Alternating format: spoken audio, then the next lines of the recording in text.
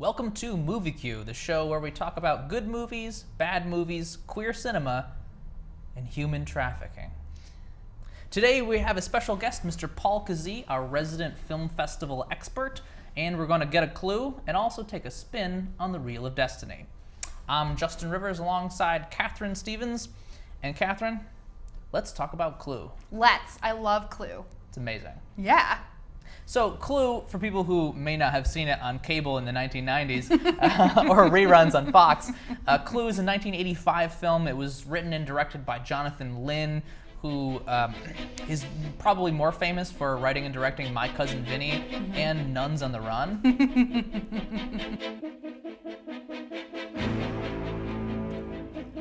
So let's talk about Clue. When was the first time you saw it, and how did that impact you? Well, all right. I had strep throat after getting my tonsils out, and my mom was tired of having to take care of me, so she put Clue on. They illegally recorded it off of TV. I was so obsessed with it, I watched it over and over again. I made everybody I knew watch it with me, and I just thought it was the funniest thing I'd ever seen, and I still honestly do. Then he threw him into the toilet! And nonchalantly rejoined us beside the cook's body in the kitchen. It took less than half a minute. So who wasn't there the entire time in the kitchen? Whoever it was is the murderer. I've seen a lot of funny stuff. That movie's still funny. The thing that's kind of cool about it is that it's a very transgressive film, but it's not so in a way that makes it unwatchable for younger viewers. So it talks about serious things. It talks about sex, violence, and other really adult topics, but it doesn't have any nudity and it doesn't have any swearing. Right. I mean, I wish there was nudity in my adulthood. Me too. Not when I was 8. I would have been too scared. Good point. Yeah. But I did, what did you like about it? Well, I really like the fact that it's a dark comedy. Da-da-da-da-da-da. I am your singing telegram. And it's not a story that people relate to one particular character. It's because it's a dark comedy, you're relating to the authorial voice. Right. And the characters are a certain amount of distance between you. So it has a point to it. And I love how it also is taking that classic Agatha Christie style drawing room mystery and turning it on its head. It's got the farcical element, it's got the drawing room mystery structure to it, and then it takes it into this totally anarchic, very fast-paced, almost a screwball comedy-like mannerism. And Mr. Body went to get his surprise packages from the hall. And you all opened your presents. Mr. Body switched out the lights.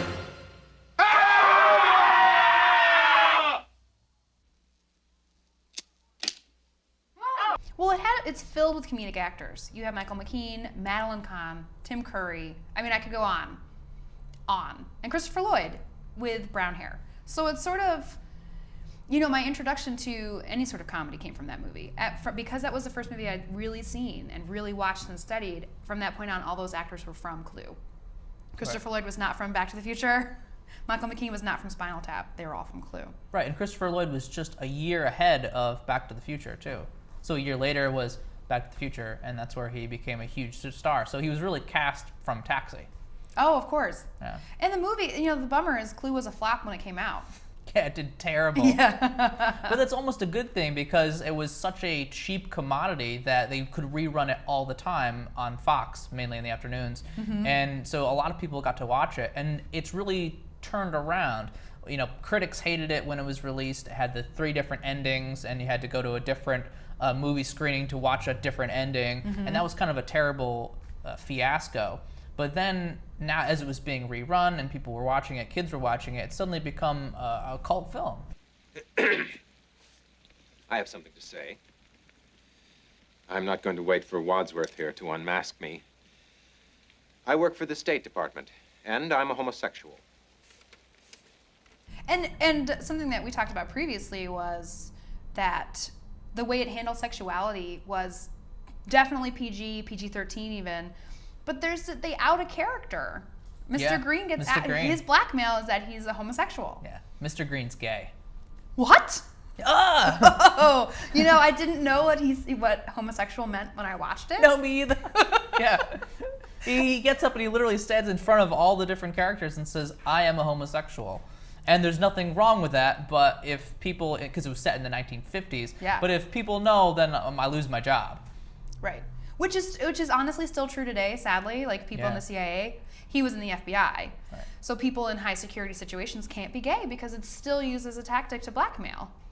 And then that line about I thought they called people like you a fruit. I mean, I never got that joke. I'd make all these adults watch it, and they would laugh, and I would ask them why. One babysitter said, you have to ask your parents. She refused to explain it to me.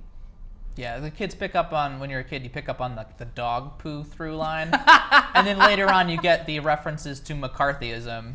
Yeah. But that comes later. Much, much later. Until then, you just laugh at everybody stinking up their shoes. It's also got this Rocky Horror connection, too.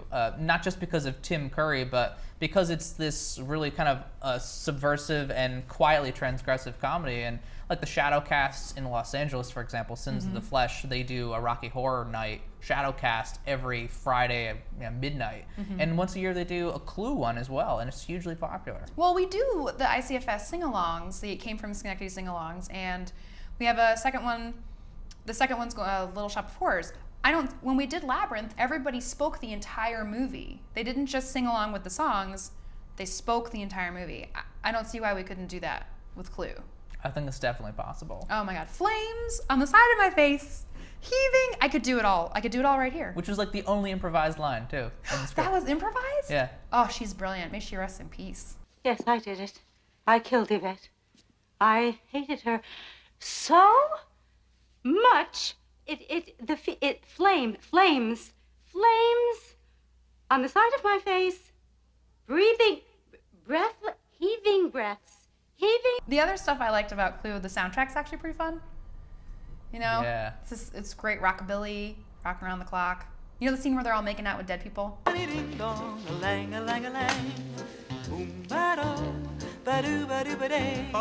life could be a dream if I could take you up in paradise up above. If you would tell me I'm the only one that you love, life could be a dream, sweetheart. I love that song. I'd watch that scene over and over again. It's a great song, yeah. Yeah. And the soundtrack is self-aware, too. It knows what it's doing, and it knows where it's propelling people. The nose knows. Yeah. I don't know. It's probably one of my favorite movies. In Q-Fest, it would probably be a long shot to show it in Q-Fest under the umbrella of queer cinema, because it's really not. Yeah. It's just campy. All right, who done it? You did. They all did it. But if you want to know who killed Mr. Body, I did. In the hall, with the revolver. Okay, Chief, take him away. I'm going to go home and sleep with my wife. So how many fingers would you give Clue in our rating system? I would give Clue 5 fingers, a 5-fingered salute. I absolutely give it a 5-fingered salute as well. 5. I have all 5 fingers, all 5. It's that good. Yeah, maybe even 2 5s, but I know it only goes to 5. Maybe this can go to 11.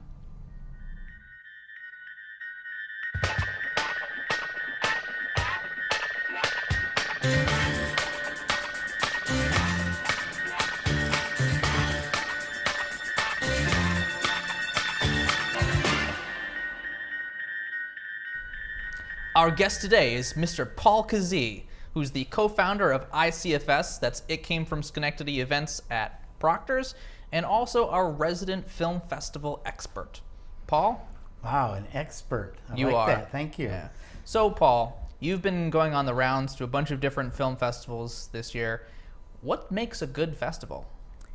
Well, I think film selection kind of helps a little bit.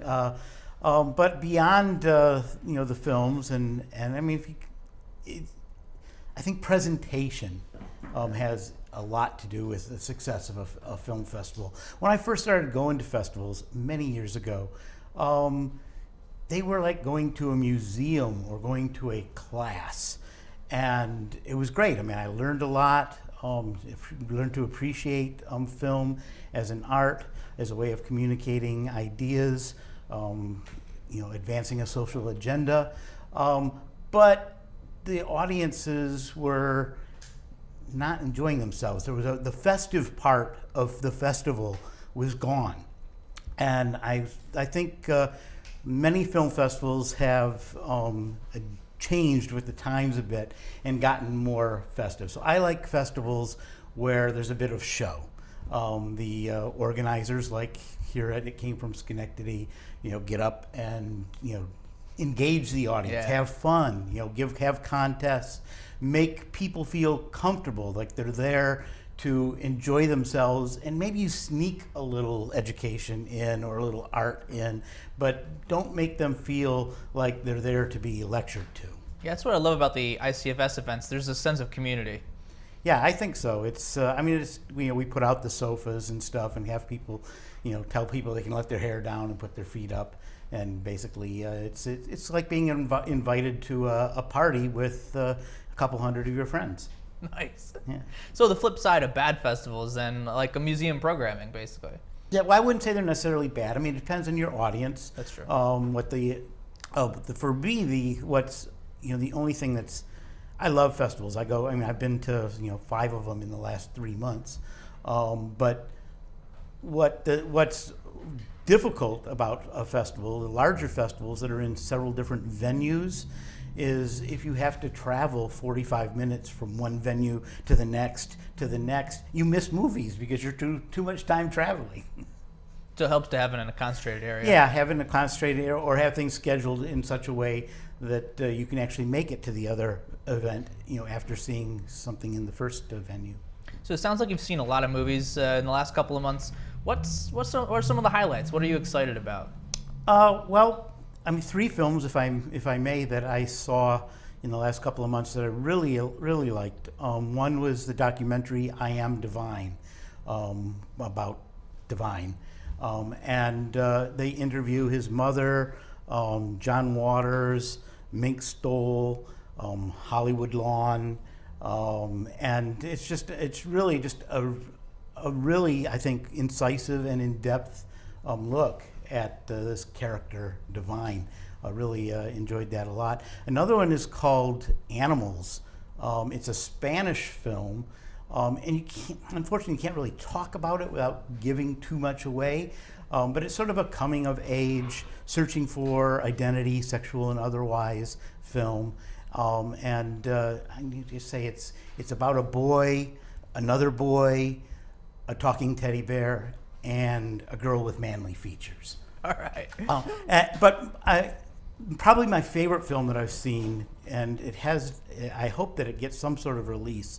Most of the films at these festivals are not yet released. They're shopping them for an American distributor. But I think by far the best one I saw is called The Dirties, and it's made from in Canada.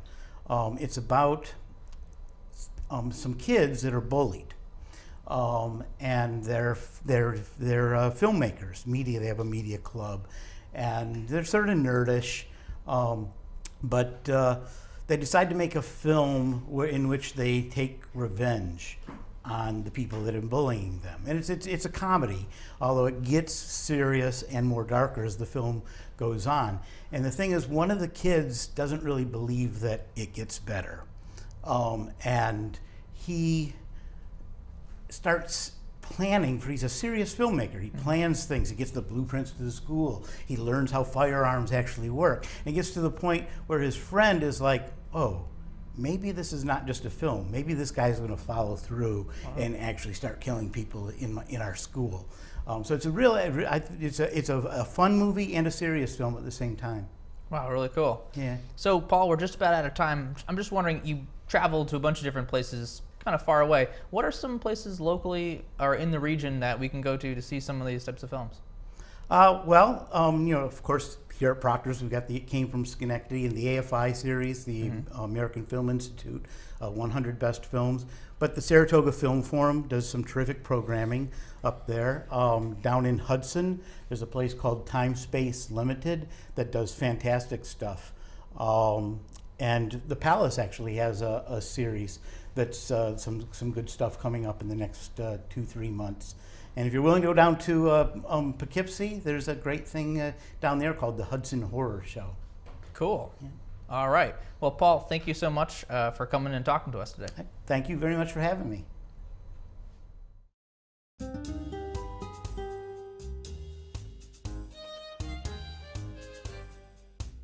Venus in Fur, the Tony Award-winning Broadway smash, only at Capitol Repertory Theater.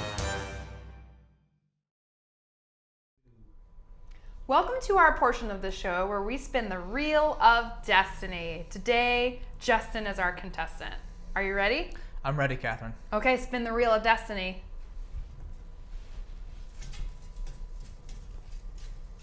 That's a good spin.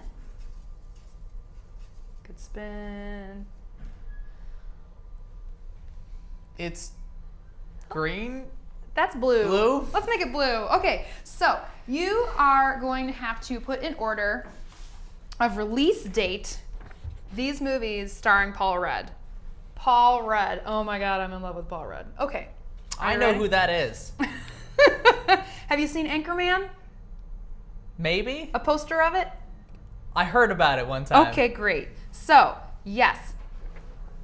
So here we have Night at the Museum, Clueless, Anchorman, Knocked Up, The Cider House Rules. What was released first? Okay, I've not actually seen any of these movies. So I'm going to say Clueless. Okay, yes, you're correct. Oh, good. Yeah. Okay, all right. So Sweet. Clueless. All right. Cider House Rules. That's your second guess? Yeah. Okay, you're correct. Oh, sweet. Are you a ringer? No, I don't know Okay. who this guy is. All right. Okay. He's not like an old British man, so like I have no idea. Okay, I'll remember that for next time. All right, so we have Clueless and The Cider House Rules. He was never on Doctor Who. I have no frame of reference. Okay. Knocked Next. Up, Anchorman, Night at the Museum. No! Bam! I need my cheat sheet. It goes Clueless, Cider House Rules, Night at the Museum. Nope, Cider House Rules, Anchorman, Night at the Museum, and Knocked Up. I think it should be Clueless, Knocked Up, Cider House Rules, Anchorman, and Night at the Museum. Okay, well, that can be your reality. This is that reality. He was an Anchorman? Yeah, he was an Anchorman. He had a big bushy mustache. Oh, that guy. Yeah! I saw the trailer for that. That's him. That's Paul Rudd. Okay. Okay? Do I get a prize? You will. Another spin on the Reel of Destiny, another day. Oh, great. Well, thank you for joining us on Movie Q this time. Next time we'll talk about film festivals, John Waters, and what it means to be campy. I know Paul Rudd.